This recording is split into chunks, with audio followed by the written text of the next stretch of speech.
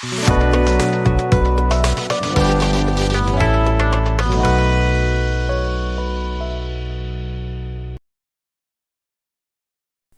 everybody, and welcome to your channel, Spanish Pills, the best YouTube channel to learn and speak Spanish.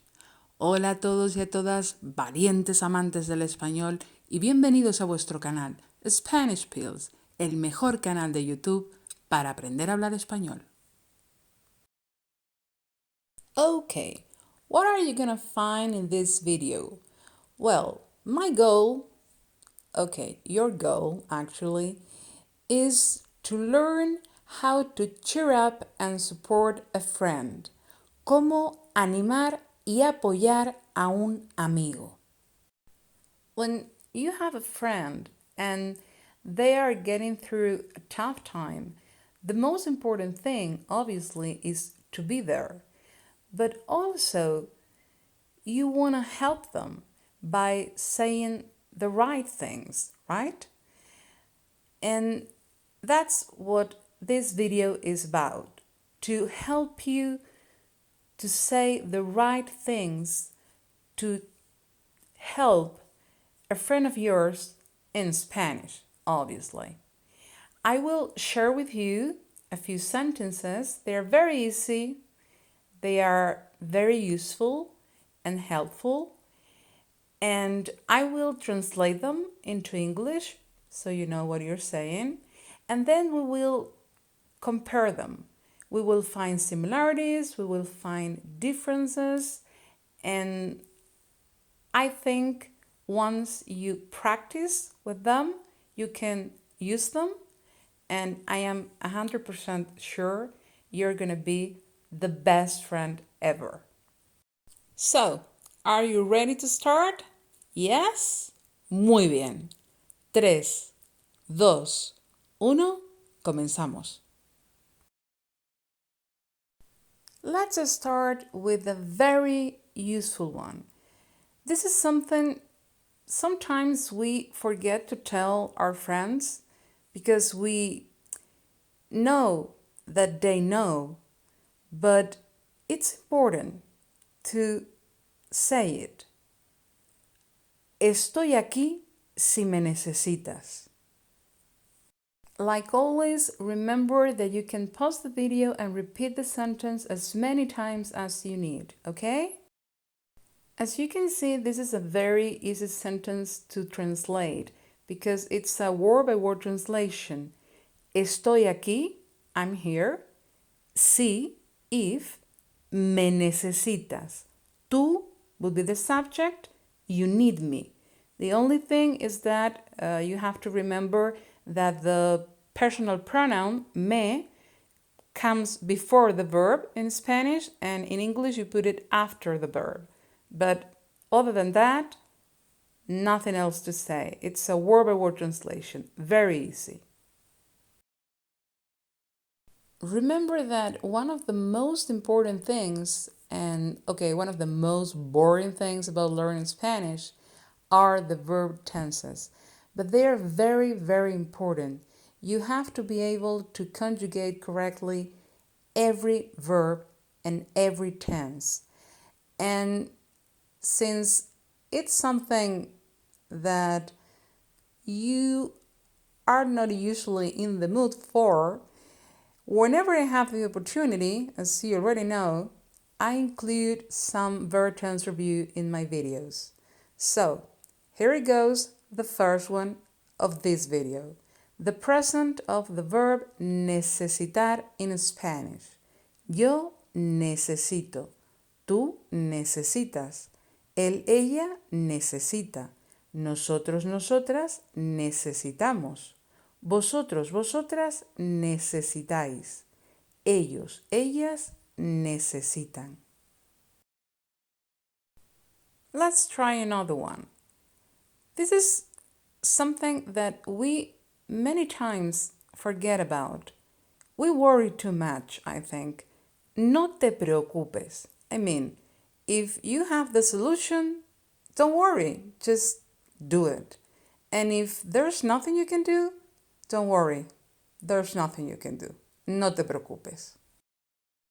When we worry too much about things, the only thing that we bring into our lives is suffering.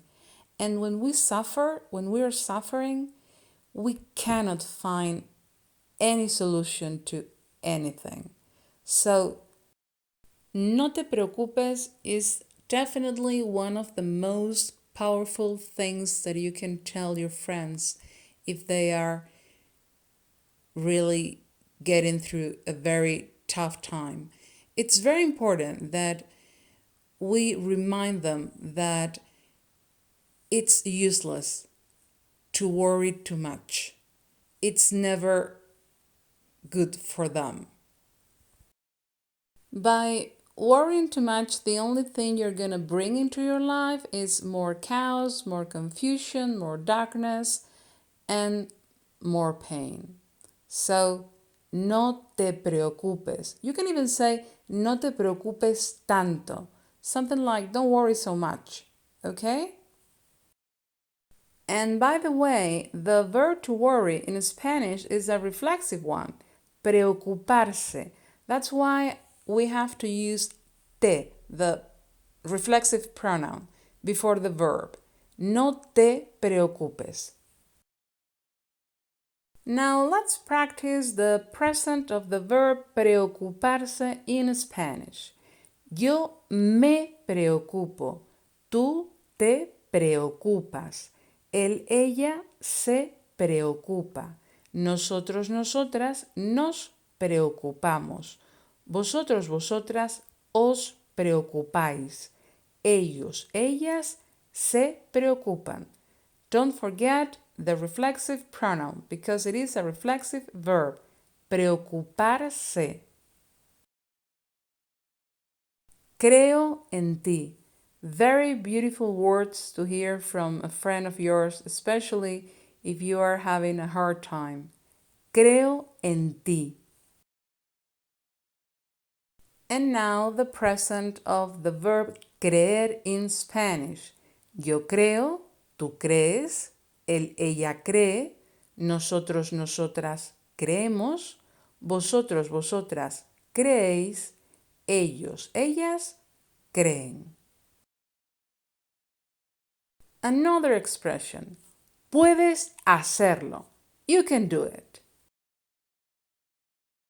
Now, the same thing, but probably being a little bit more encouraging. Like, you can make it, puedes lograrlo. Pay attention to this. The verbs to do and to make, they both mean hacer in Spanish. But as you know, when you tell someone that they can make it, what you really mean is that they can achieve anything. And to achieve means lograr in Spanish. So that's why the sentence you can make it is translated as puedes lograrlo. We use the verb lograr in Spanish. Oh, I love this one. Aporeyo. Go for it.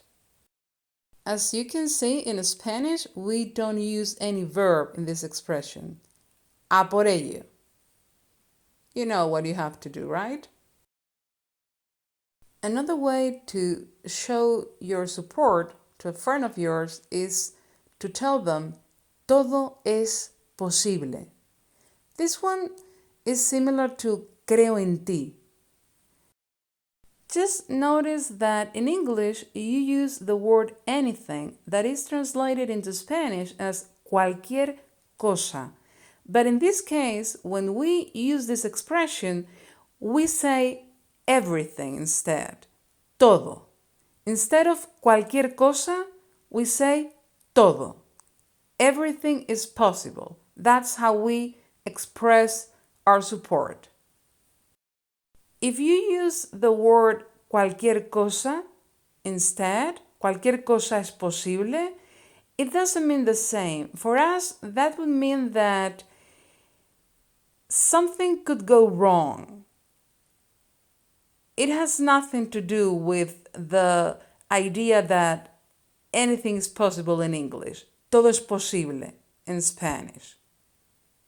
It doesn't mean that you really believe that things are gonna be okay, but probably just the opposite. So be careful with this one. Todo va a salir bien. Everything's gonna be alright. This time we do use the same word, todo and everything. And the only thing is that the verb to be, that is translated as ser or estar in Spanish, in this case, we don't use any of those two verbs. We use the verb salir. And alright would be bien.